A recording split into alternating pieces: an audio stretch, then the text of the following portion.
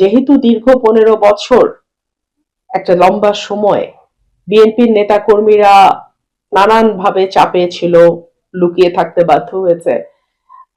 তারা যখন এরকম একটা ভয়ঙ্কর হিংস্রতা নিয়ে পলিটিক্যাল পদের ব্যবহার করার চেষ্টা করে, এটা আমার মনে হয় দলের উঁচু পর্যায় থেকে বিষয়টি মনিটর করা এবং তাৎক্ষণিক ব্যবস্থা নেওয়া না হলে এটা দলের জন্য ভীষণ ক্ষতিকর হবে এবং সরকারের ভাবমূর্তিও ক্ষুণ্ণ হবে। সরকার মাত্রই এসছে, আমি আশা করব যে বিএনপি সরকার এবং দল হিসেবে এই ধরনের উচ্ছৃঙ্খল নেতা কর্মীদের ব্যাপারে তড়িৎ ব্যবস্থা নেবে।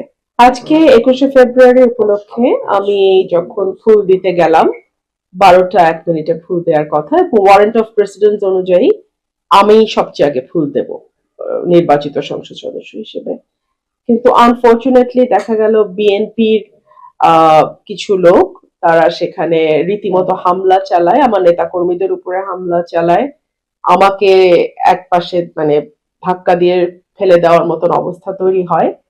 আমি এটুকুই বলবো যে দীর্ঘ 17 বছর পর বিএনপি রাষ্ট্র পরিচালনার দায়িত্বে এসছে।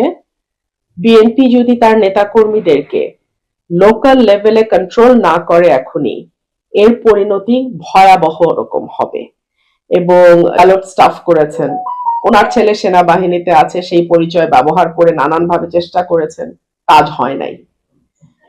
সো এইসব নানান আছে। তো আজকের আইন শৃঙ্খলাটা আপনার নিরাপত্তায় একেবারেই ভালনারেবল আইন শৃঙ্খলা পরিস্থিতি নাজুক। আমি দেখলাম পুলিশ চেষ্টা করেছে। আর দেখুন, যখন সরকারি দলের নেতা কর্মীরা এরকম ভয়াবহভাবে তাণ্ডব চালায়, তখন আসলে 5টা 10 জন পুলিশ কিন্তু সেটা কন্ট্রোল করতে পারে না, চাইলেও পারবে না। সো এটা খুব মানে একটা ভয়াবহ পরিস্থিতি তৈরি হয়েছে। আপনি এটার বিচার চান কিনা?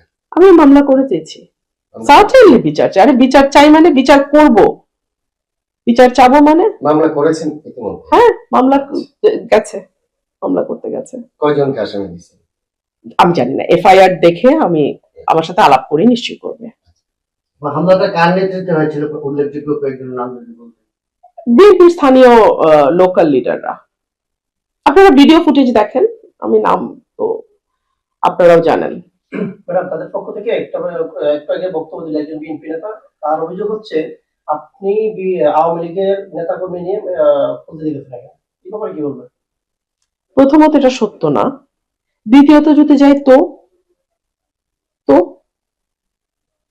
তো সে মারবে? এই এই এই তাহলে এই সরকারের ক্যারেক্টার? প্রথমত এটা সত্য না, দ্বিতীয়ত যদি যাই তো কারো কি উস্কানি আছে পেছনে মনে করছেন? উস্কানি তো ডেফিনেটলি, মানে এটা তো একটা দলবদ্ধ সংঘবদ্ধ আক্রমণ দেশীয় অস্ত্র শস্ত্র নিয়ে। আপনার বিধান চাইবো যে আমরা দেখলাম যে পরবর্তী কিন্তু আপনাকে আপনার নেতা কর্মীরা প্রহরা দিয়ে এখানে আপনার নিয়ে আসা হয়েছে, এটি আসলে আপনাকে আপনাকে আঘাত করার জন্য কি হামলা? এটা কিছু না, যেটা হয় যে অশিক্ষিত লিডারশিপ যারা স্থানীয় থাকে তার এক ধরনের পাঙ্গা লড়তে চায়, এটাই, আর কিছু না।